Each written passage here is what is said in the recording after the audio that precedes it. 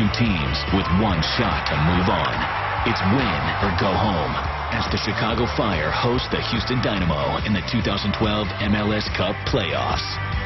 On the team news for Dominic Kinnear, Taylor, this is his starting line. Yeah, Houston's going to go four in the midfield. They want to create numbers-up situations, particularly out wide. Brad Davis Garcia will tuck inside. Chicago and Frank Lopez, it's his first game as a coach in the postseason. This is first choice starting line. Yeah, Chicago Fire will sit back and defend. But the moment they win that ball, they're going to look for Chris Wall.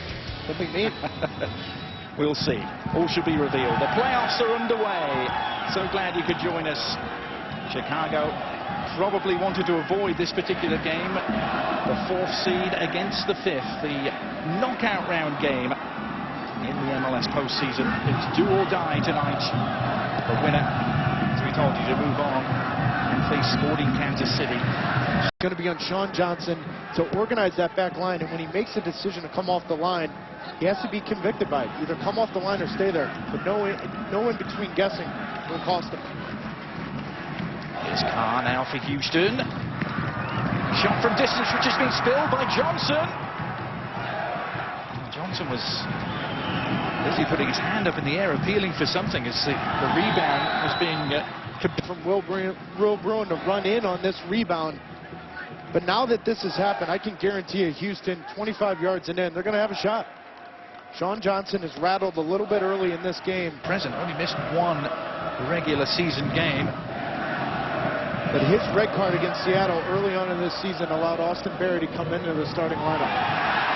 Could if Seattle is the ex-Seattle man, Alvaro Fernandez on the move. Fernandez! Well, he did so well to open up the chance for himself. He couldn't finish thanks to Tally Hall. Transferred on July the 27th from Seattle. Well, the question for Houston at right back is Sarkodie or Haino. Sarkodie's not a good one-on-one defender. That's been the onus on him since he came out of Akron.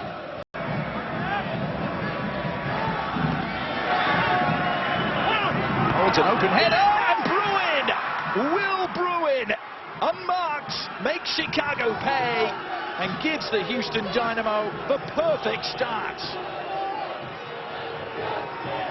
I mean, this is the recipe of the Houston Dynamo in the playoffs. Defend well and get set pieces. And you see Will Bruin, Ani Bobbitt loses his footing, wide open. But listen, Brad Davis, 46 of his 92 career assists are on set pieces. It's a perfect time delivery, near post. Chicago unlucky, Ani Bobbitt slips. Will Bruin in the right spot at the right time. But this is what the playoffs are about, set pieces, time and time again for the Houston Dynamo. Against the Orange Crush here on Halloween, and it's the Orange Crush making waves straight away, and they've gone 2-0 up. It's Will Bruin. Bruin at the double, 2 for him, 2 for the Dynamo. The Fire caught napping at the start of the second half. Well, and you hear it time and time again from coaches. The first 5 minutes of each half, the last 5 minutes of each half are huge. You come out at halftime, this can't happen. Good play from Ricardo Clark. Great recognition from Kalen Carr. Instead of taking that second touch, if he takes a second touch there, Will Bruin's not in. Great run, great finish. But that early ball from Kalen Carr, that slips Will Bruin in. Lopez turned to Dominic Ardura to bring something up front. There's a loose touch from Johnson, picked off by Carr. Nervy stuff from Sean Johnson again.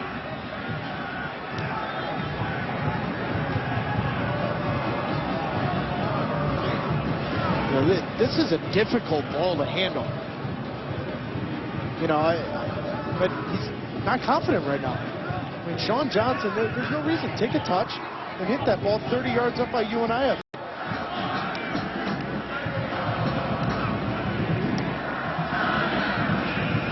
Carr is now behind the back line. Carr arrowing into the penalty area. Sean Johnson with a big save. They have kept his team alive in his playoffs with that. Carr trying to beat him at the near post. On this 6th corner of the night for Chicago. Fernandez sees it repelled, but one back. Big stretch there from Miyako. Good cross too. Tally Hall couldn't get there.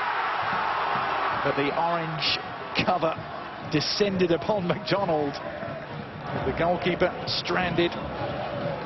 With the chances they had last weekend against DC and now this one, Tally Hall comes out. He has to get that ball.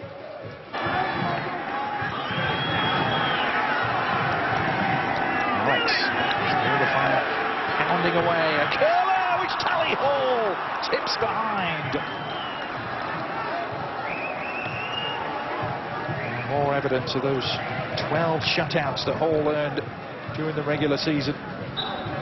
Well, and they found space in this second half because Adoro's come on. It's now allowed some space for Nyarko and Chris Rolfe to be more involved. Particularly Nyarko on the left-hand side. But we saw this last year. Tally Hall in the playoff game at Philadelphia, at Sporting KC, when called upon, he made... And help it on, and does. Second time of asking flag, it stayed down here, and a real chance for Houston to finish it off. George Johnson has come up big late on in this game. Matt Kanji denied, and Johnson much more comfortable on the follow-up, but it's twice now. He's kept his team on life support. And good combination play for Brian Ching to realize Kanji's in. And Chicago Fire's tired on that back. That's the 82nd minute. That's the first ball over 30 yards we've seen from Friedrich. But wait, here's Alex now, driven in across the face of goal! And hope still very much alive in Chicago. Alex has come up trumps. The Fire are far from dead and buried yet.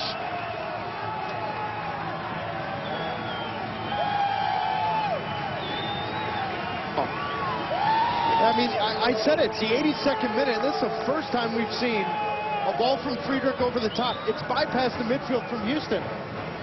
It now opens up channels, Nyarko, Oduro. Alex makes a good run in behind, but it comes from that long ball from the back. They've had a tough time breaking down this back four from Houston Dynamo. That long ball now puts immediate pressure on Kofi Sarkodie, Jamaican players about clearances. They've been too sloppy in the last 10-12 minutes of this game. And that is it. Valdemiro Toledo has brought it to an end. Dominic Kinnear and the Houston Dynamo getting it done again.